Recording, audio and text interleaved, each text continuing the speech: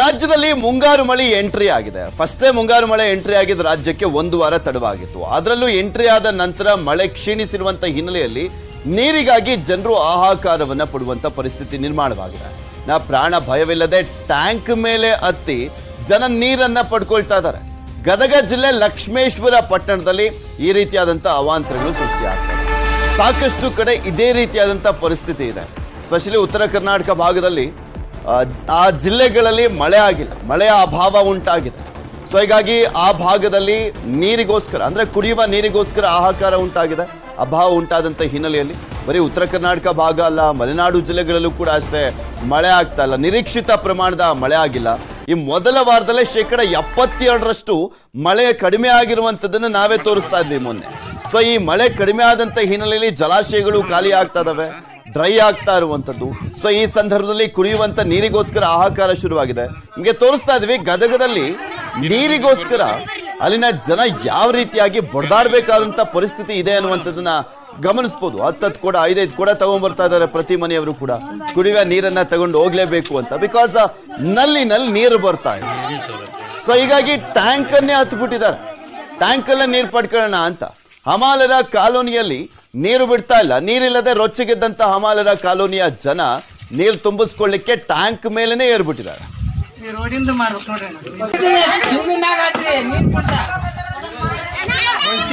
ನೀರ್ ಬಿಟ್ಟಿಲ್ಲ, ನೀರ ಬಿಟ್ಟಿಲ್ಲ. ಇನ್ನು ಬಾಳ ದಿನ ಹೋಗತಿ ಅಂತಾರ ಅವ್ರು. ಯಾಕಂತ್ರಿ ಯಾರಿಗ್ ಗೊತ್ತ್ರಿ, ಅವ್ ನೀರಿಲ್ಲ ಹಂಗ ಇಲ್ಲ ಅಂತಾರ. ತಿಂಗಳದಾಗ 2 ಸಲ ಬಂದ್ರ ಪುಣ್ಯ ನಮ್ದಿಲ್ಲೇ. ನಮ್ಮ ಏರಿಯಾದ ನೋಡ ಸಾಕಷ್ಟು ಜನ ಅದಾವು, ಹುಡುಗರು ಪ್ರತಿಯೊಬ್ಬರಿಗೆ ನೀರ್ ಅನ್ಬೇಕು. ಟ್ಯಾಂಕರ್ ನೋಡಿದ್ರೆ ಬೆನ್ನಿಗೆ ಹತ್ತೈತಿ ನಮಗ. ನೀರಿನ ಟ್ಯಾಂಕ್ ಬೆನ್ನಿಗೆ ಇದ್ರು ನೀರಿಲ್ಲ. ಏರಿಯಾಕ್ ಯಾರು ಗಮನ ಕೊಡ್ತಾ ಇಲ್ಲ. ಇಲ್ಲಿ 12 ತಾಸು ಸರಿ ಅಂತ ಒಂದು ನೀರಿನ ಟ್ಯಾಂಕರ್ ಕುಂದಿರ್ಬೇಕ್ರಿ. ಒಂದೇದ್ದು ಅನುದಾನ ಬಂದಿರ್ತೈತ್ರಿ. ಅನುದಾನ ಬಂದೇ ಇಲ್ಲ, ಯಾವುದು ಬಂದೇ ಇಲ್ಲ ಅಂತಾರೆ. ಬಂದಿರ್ತೈತಿ ಅನುದಾನ ಬಂದಾಗ ನಮಗೆ ಆಗಲ್ಲ. ಅವ್ರು ಬಂದದೊಳಗೆ ಏನು ಮಾಡ್ತಾರೋ ಗೊತ್ತಿಲ್ಲ. ಇಲ್ಲಿ ಮಾತ್ರ ಯಾವ ಸೌಲಭ್ಯನೂ ಮೂಲ ಸೌಲಭ್ಯ ಎಲ್ಲ ದನಕರುಗಳಿಗೆ ಡೋನ್ ಆಗಿರ್ಬೋದು, ನೀರಿನ ಅವಸ್ಥೆ ಆಗಿರ್ಬೋದು, ರೋಡ್ ಆಗಿರ್ಬೋದು, ಗಟ್ರ ಆಗಿರ್ಬೋದು, ಅಂಗನವಾಡಿ ಆಗಿರ್ಬೋದು, ಎಲ್ಲ ಸೌಲಭ್ಯನೂ ವಂಚಿತರಾಗ್ಯಾರ ಇಲ್ಲಿ ಜನ. ಎಲ್ಲರಿಗಿನ ಇದ್ರ ಬಗ್ಗೆ ಇನ್ನಷ್ಟು ಮಾಹಿತಿಯನ್ನು ನೀಡ್ತಾರೆ ನಮ್ಮ ಗದಗದ ಪ್ರತಿನಿಧಿ ಸಂತೋಷ್. ನಮ್ಮ ಜೊತೆ ನೇರ ಸಂಪರ್ಕದಲ್ಲಿ ಜಾಯಿನ್ ಆಗ್ತಾ ಇದ್ದಾರೆ. ಸಂತೋಷ್, ನೋಡ್ತಾ ಇದ್ವಿ ನೀರಿಗೋಸ್ಕರ ಯಾವ ರೀತಿಯಾಗಿ ಪರದಾಟವನ್ನ ಮಾಡ್ತಾ ಇದ್ದಾರೆ ಅಲ್ಲಿನ ಜನ ಅಂತ. ಯಾಕೆ 1 ತಿಂಗಳಾದ್ರೂ ಒಮ್ಮೆನೂ ನೀರು ಬಿಡ್ಲಿಕ್ಕೆ ಹಿಂದೆ ಮುಂದೆ ನೋಡ್ತಾ ಇದ್ದಾರೆ? ಏನ್ ಸಮಸ್ಯೆ ಅಂತೆ? ಯಾಕೆ ಈ ಸಮಸ್ಯೆಯನ್ನ ಬಗೆಹರಿಸ್ತಾ ಇಲ್ಲ ಅಲ್ಲಿನ ಪುರಸಭೆಯವರಾಗಿರ್ಬೋದು, ಜನಪ್ರತಿನಿಧಿಗಳಾಗಿರ್ಬೋದು?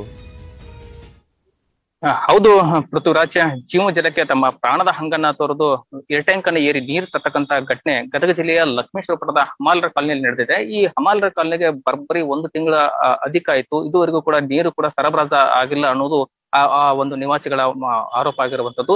ನಾವು ಈಗಾಗಲೇ ಕೂಡ ಅಲ್ಲಿ ಪುರಸಭೆಯ ಸದಸ್ಯರಾಗಿರ್ಬೋದು, ಜೊತೆಗೆ ಪುರಸಭೆಯ ಅಧಿಕಾರಿಗಳು, ಜೊತೆಗೆ ಜನಪ್ರತಿನಿಧಿಗಳನ್ನ ಸಂಪರ್ಕ ಮಾಡಿದಾಗ ಅವ್ರು ಹೇಳ್ತಾರೆ, ಇಲ್ಲಿಯ ನೀರನ್ನ DBOT ಮೂಲಕ ನೀರನ್ನ ಕೊಡಲಾಗ್ತಿತ್ತು. ಅಲ್ಲಿಯ ಪಂಪ್ಸೆಟ್ಗಳು ಕೂಡ ಕೆಟ್ಟೋಗಿದ್ದವು. ಹೀಗಾಗಿ ನೀರಿನ ಅಭಾವ ಕೂಡ ಉಂಟಾಗಿದೆ. ಜೊತೆಗೆ ಈಗಾಗಲೇ ಮಳೆ ಕೂಡ ಕೊರತೆ ಇರೋದ್ರಿಂದ ಸಾಕಷ್ಟು ನೀರಿನ ಪ್ರಮಾಣ ಕೂಡ ಕಡಿಮೆ ಆಗಿದೆ. ಹೀಗಾಗಿ ಆದಷ್ಟು ಬೇಗ ನೀರನ್ನ ಕಲ್ಪಿಸುವಂತ ಕೆಲಸ ಮಾಡ್ತೀವಿ ಅಂತಾರೆ. ಆದ್ರೆ ಈ ಭಾಗದ ಜನರಿಗೆ ಬೇಕಾಗಿರ್ತಕ್ಕಂಥ ಜೀವ ಜಲವೇ ಇಲ್ಲ ಅಂತಂದ್ರೆ ಹೇಗೆ ಅನ್ನುವಂತ ಪರಿಸ್ಥಿತಿ. ಯಾಕಂದ್ರೆ ಮನೆಯ ಒಬ್ಬ ಕುಟುಂಬ ಸದಸ್ಯರು ಸಹ ಅಲ್ಲಿ ಹೋಗಿ ನೀರನ್ನ ತರುವ ಪರಿಸ್ಥಿತಿ, ಮನೆಗೆ ಬೇಕಾದಂತ ಕುಡಿಯೋ ನೀರು ಇಲ್ಲದೆ ಇರುವ ಕಾರಣ ದಿನಕ್ಕೆ ಬೇಕಾಗಿರ್ತದೆ ದೈನಂದಿನ ಚಟುವಟಿಕೆಗೂ ಸಹ ನೀರು ಸಿಗದೆ ಇರುವ ಹಿನ್ನೆಲೆಯಲ್ಲಿ ಏರ್ ಟ್ಯಾಂಕ್ ಅನ್ನ ಏರಿ ನೀರು ತರುವ ಪರಿಸ್ಥಿತಿ ನಿರ್ಮಾಣವಾಗಿದೆ. ಇಲ್ಲಿಯ ಜನಪ್ರತಿನಿಧಿಗಳು ಜೊತೆಗೆ ಅಧಿಕಾರಿಗಳ ಒಂದು ನಿರ್ಲಕ್ಷ್ಯವೇ ಇದಕ್ಕೆ ಕಾರಣ ಅನ್ನುವಂತ ಮಾತು ಸ್ಥಳೀಯರು ಕೂಡ ಹೇಳ್ತಾ ಇದ್ದಾರೆ. ಆದ್ರೆ ಆದಷ್ಟು ಬೇಗ ಈ ನೀರನ್ನ ಕುಡಿಯೋ ನೀರನ್ನ ಒದಗಿಸುವಂತ ಕೆಲಸ ಮಾಡ್ಬೇಕಿತ್ತು. ಅದು ಇದುವರೆಗೂ ಕೂಡ ಕುಡಿಯೋ ನೀರನ್ನ ಒದಗಿಸುವ ಕೆಲಸ ಮಾಡಿಲ್ಲ.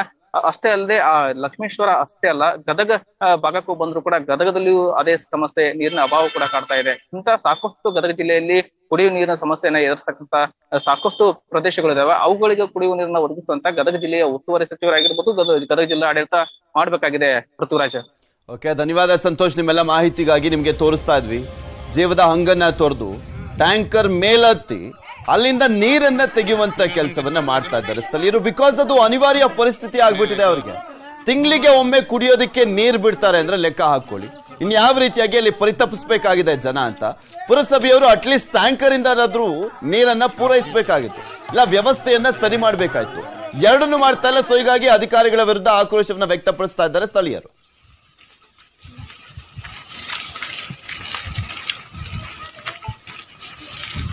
ರೋಡಿಂದ ಮಾಡ್ಬೇಕು ನೋಡ್ರಿ.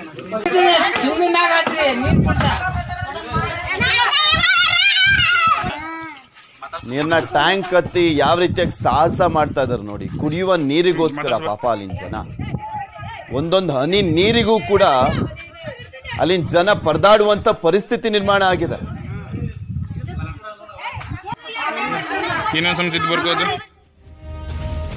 ರಾಜ್ಯದಲ್ಲಿ ಮಳೆ ಇಲ್ಲ, ಬರದ ಮುನ್ಸೂಚನೆ, ವಿದ್ಯುತ್ ಕ್ಷಾಮ ಕೂಡ ಎದುರಾಗ್ಬಿಡುತ್ತಾ ಅನ್ನುವಂತ ಆತಂಕ ಎದುರಾಗ್ತಾ ಇದೆ. ಮುಂದಿನ ದಿನಗಳಲ್ಲಿ ರಾಜ್ಯಕ್ಕೆ ಕಾಡಲಿದೆಯಾ ವಿದ್ಯುತ್ ಕ್ಷಾಮ ಅನ್ನುವಂತ ಪ್ರಶ್ನೆ ಇದೆ. ಹೆಚ್ಚಾಗ್ತಾ ಇರುವಂತದ್ದು ವಿದ್ಯುತ್ ಬೇಡಿಕೆ, ಕುಸಿತಾ ಇರುವಂತ ಉತ್ಪಾದನೆ. ಸೊ ಈ ಕಾರಣಕ್ಕೋಸ್ಕರ ವಿದ್ಯುತ್ ಕ್ಷಾಮ ಎದುರಾಗುತ್ತಾ ಅನ್ನುವಂತ ಪ್ರಶ್ನೆ ಉದ್ಭವ ಆಗ್ತಾ ಇದೆ. 2022ರಲ್ಲಿ 10,700 ಮೆಗಾವ್ಯಾಟ್ ಇದ್ದಂತ ವಿದ್ಯುತ್ನ ಬೇಡಿಕೆ ಈ ವರ್ಷ ಜೂನ್ ವೇಳೆಗೆ 13,700 ಮೆಗಾವ್ಯಾಟ್ಗೆ ಏರಿಕೆ ಆಗಿದೆ. ಇದು ಮಳೆ ಕೊರತೆಯಿಂದ ಬತ್ತುತ್ತಾ ಇರುವಂತದ್ದು ಜಲಾಶಯಗಳು. ಸೊ ಹೀಗಾಗಿ ವಿದ್ಯುತ್ ಉತ್ಪತ್ತಿ ಕಡಿಮೆ ಆಗ್ಬಿಟ್ಟಿದೆ, ಜಲ ವಿದ್ಯುತ್ ಉತ್ಪಾದನೆ ಕುಸಿತ ಆಗಿದೆ ಕಂಪ್ಲೀಟ್ ಆಗಿ. ಸೊ ಹೀಗಾಗಿ ಸೋಲಾರು, ಶಾಖೋತ್ಪನ್ನ ವಿದ್ಯುತ್ ಉತ್ಪಾದನೆ ಮೇಲೆ ಡಿಪೆಂಡ್ ಆಗಬೇಕಾಗಿದೆ. ಆದ್ರೆ ಅದು ಕೂಡ ಕುಂಠಿತ ಆಗ್ತಾ ಇದೆ. ವಿದ್ಯುತ್ ಕ್ಷಾಮದಿಂದ ಹೆಚ್ಚಾಗುತ್ತಾ ಲೋಡ್ ಶೆಡ್ಡಿಂಗ್ ಅನ್ನುವಂಥ ಪ್ರಶ್ನೆ ಈಗ ಎದುರಾಗಿರುವಂಥದ್ದು. ಸಾಕಷ್ಟು ಕಡೆ ಈಗ ಆಲ್ರೆಡಿ ಲೋಡ್ ಶೆಡ್ಡಿಂಗ್ ಎದುರಾಗಿದೆ. ಸಾಕಷ್ಟು ಹಳ್ಳಿಗಳಲ್ಲಿ, ನಗರಗಳಲ್ಲೂ ಕೂಡ ಅಷ್ಟೇ ಒಂದೊಂದು ಗಂಟೆ, 2 ಗಂಟೆ ವಿದ್ಯುತ್ ಅನ್ನ ಕಟ್ ಮಾಡ್ತಾ ಇರುವಂತದನ್ನ ಗಮನಿಸಿದ್ರೆ ನೀವು. ಇದಕ್ಕೆ ಪ್ರಮುಖ ಕಾರಣ ವಿದ್ಯುತ್ನ ಕೊರತೆಯಿಂದಾಗಿ ಈ ರೀತಿಯಾಗಿ ವಿದ್ಯುತ್ ಅನ್ನ ಕಟ್ ಮಾಡ್ಲಾಗ್ತಾ ಇದೆ. ಬಿಕಾಸ್ ಈಗ ಬೇರೆ ವಿದ್ಯುತ್ನ ಬೇಡಿಕೆ ಇನ್ನೂ ಹೆಚ್ಚಿನದಾಗಿದೆ. ಈ ಹಿಂದೆ 2022ರ ಸಂದರ್ಭದಲ್ಲಿ 10,000 ಮೆಗಾವ್ಯಾಟ್ ಇದ್ದಿದ್ದಂತ ಬೇಡಿಕೆ 2023ರ ಸಂದರ್ಭದಲ್ಲಿ 13,700 ಮೆಗಾವ್ಯಾಟ್ಗೆ ಏರಿಕೆ ಆಗಿದೆ. ಸೊ ಹೀಗಾಗಿನೇ ಆ ವಿದ್ಯುತ್ತನ್ನ ಈ ಹಿಂದಿನ ಬೇಡಿಕೆಯನ್ನೇ ಪೂರೈಸಿಕೆ ಆಗ್ತಾ ಇರಲಿಲ್ಲ, ಈಗ ಇನ್ನಷ್ಟು ಜಾಸ್ತಿ ಬೇರೆ ಆಗಿದೆ. ಮತ್ತು ಒಂದ್ ಕಡೆ ಮಳೆ ಬೇರೆ ಕೈ ಕೊಡ್ತಾ ಇರುವಂತದ್ದು, ಮುಂಗಾರು ಮಳೆ, ಜಲಾಶಯಗಳು ಕೂಡ ಖಾಲಿ ಆಗ್ತಾ ಇದಾವೆ. ಅದರಿಂದ ಉತ್ಪಾದನೆ ಆಗ್ತಾ ಇದ್ದಂತ ವಿದ್ಯುತ್ ಕಂಪ್ಲೀಟ್ ಆಗಿ ಕಡಿಮೆ ಆಗಿರುವಂತದ್ದು. ಸೋಲಾರ್ ಆಗಿರ್ಬೋದು, ಶಾಖೋತ್ಪನ್ನ ಘಟಕದಿಂದ ಹೆಚ್ಚಿನ ನಿರೀಕ್ಷೆ ಇತ್ತು ಈ ಸಂದರ್ಭದಲ್ಲಿ. ಆದ್ರೆ ಅಲ್ಲೂ ಕೂಡ ಅಷ್ಟೇ ಉತ್ಪಾದನೆ ಆಗ್ಬೇಕಾಗಿದ್ದಂತ ವಿದ್ಯುತ್ ಅದು ಕೂಡ ಕುಂಠಿತ ಆಗಿರುವಂತ ಹಿನ್ನೆಲೆಯಲ್ಲಿ ಕ್ಷಾಮ ಎದುರಾಗಿದೆ, ವಿದ್ಯುತ್ ಕ್ಷಾಮ ಎದುರಾಗಿದೆ ಎನ್ನುವಂತ ಆತಂಕ ಈಗ ಶುರುವಾಗ್ತಾ ಇದೆ.